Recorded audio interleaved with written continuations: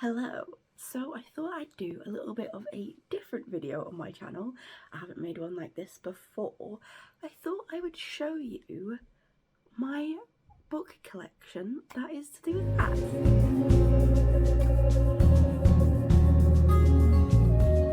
I have 6 sort of like rat books that are like about rats, and I thought I'd share them with you, let you know what I think about them and whether I would recommend you get them. This things. So the first book that I have that I want to talk about is this book that is called Rats: Understanding and Caring for Your Pet, written by Julia Smith, and it's sort of looks like this. It's a care guide, and this was bought from Pets at Home when I first got my rats, when I didn't know most of the stuff that I know now. And this book is decent. It's not terrible. If you followed the information in here, your rats would be okay, but I don't think they would live a great life. But the thing is, at one point this would have been the top information available. It was published in 2019, so that is 3 years ago, which means it's 3 years out of date. So this is interesting. I've just read that additional material by Alison Triggs. Now, Alison Triggs is someone that I would trust. She's quite well known in the UK rat fancy. However, this book doesn't include everything that I think a care guide on rats should include, but it's not terrible. It wasn't expensive either. It was only $5.99. In my opinion, if you want to know up-to-date care information, then you should be checking out sources that can stay up to date. Once a book is printed, published, etc., it can't get updated. It can't be updated with new information. The old editions are still out there. They're still the same. So this can obviously mean that things get out of date really fast. Whereas if you go online sources will be the most up to date on the information that you need. So when you're online, I think it's better to use that information than information from like books, specifically when it's talking about like care and care standards and things like that. But it's really important that when you're looking for this information online, that you are making sure that you're looking at recent and up-to-date stuff. So for example, if you're watching a video that's 4 years old and maybe the creator recommends using an intro method, it's important to think about whether that's actually recommended now. And that's the important thing when you're doing your research, I think. I'm going on a bit of a tangent here, but anyway, this is a decent book. It's not terrible. I'd be wrong to say that it's really bad, but it's also not the best care guide. And there's many things that I would improve upon in this book, and maybe one day I'll make a whole video about how I would make this book better, but it's okay. Then the next book, this is not in any order at all, just in like size order of the pile they were in. I have this book that is called The Lab Rat Chronicles. A neuroscientist reveals life lessons from the planet's most successful mammals. This book is not really, it's different. It's about how rat behaviour can teach us a little bit about our behaviour and how watching how rats react to certain things and how they go about their lives, how that can provide perspective on human life and how to better humans and like humans' experience, etc. I haven't read all of it. I've read maybe a quarter of it. It's very interesting, but it does have some moments that make me go, you did that to rats? You know, as things that discuss experiments on rats would, but it is very interesting. And if you're interested in learning about rat behaviour, there's some really interesting things that is spoken about in this book, so I do recommend reading it. This one was $8.99. I think, well, that's the RRP is $8.99. This is another one that I've got. Then the next one I have is Common Diseases of the Fancy Rat, which is part of the NFRS handbook. I bought this at a rat show, I think for maybe £5 or £10. And this was written by Anne Story, and Anne Story is, if you know the UK readers in this country, that is Rivendell, and Rivendell rats were in Harry Potter, so Scabbers in Harry Potter was a Rivendell rat, was probably multiple Rivendell rats, and she is basically the rat fancy without like saying something dramatic. And she is one of the long-standing members of the fancy. She was there when it sort of became its own fancy in its own right, and she's very knowledgeable, and her rats are very, very good.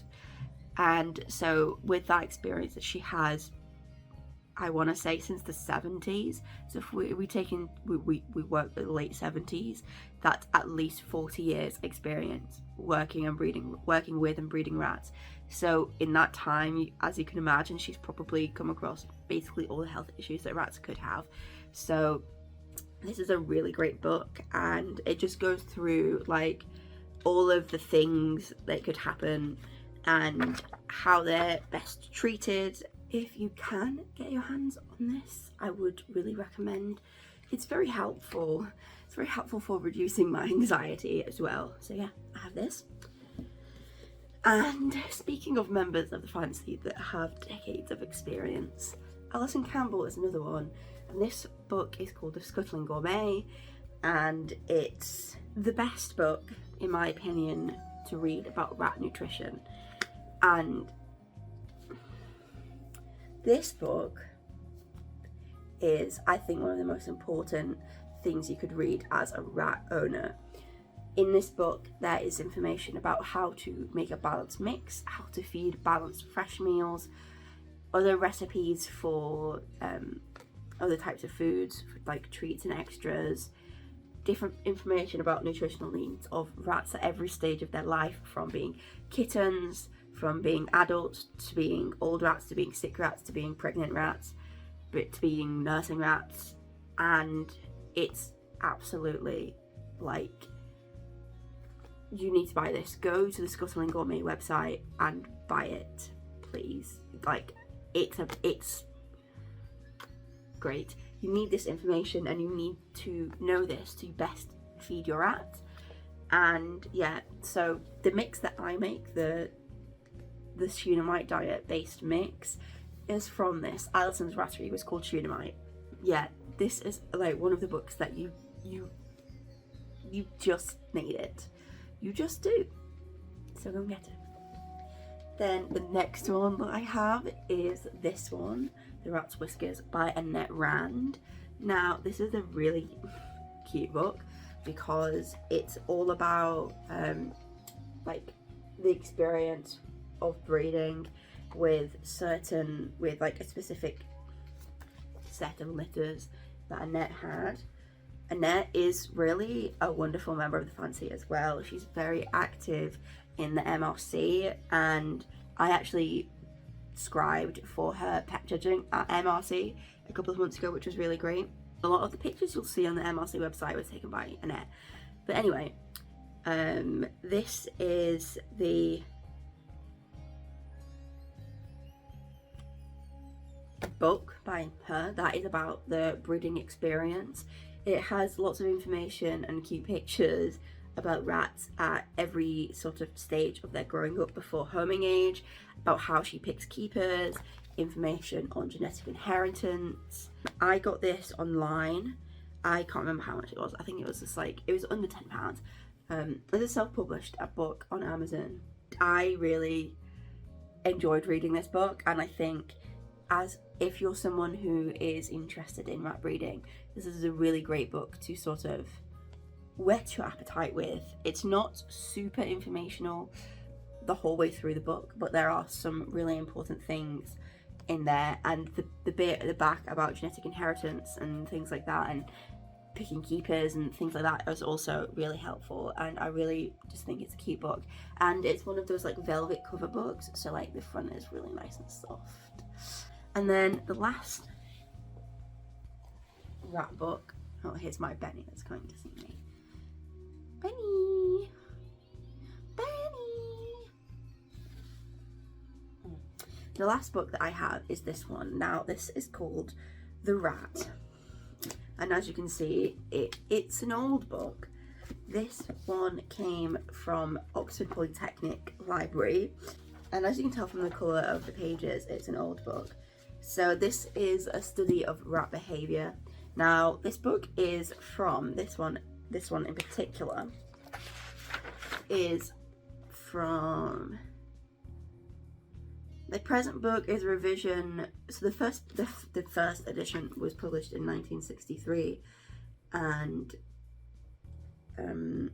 this one was printed and published in 1975, but that is still like almost 50 years old, and so a lot of the information in this is outdated, but it is very interesting, and there's a lot of interesting pictures, and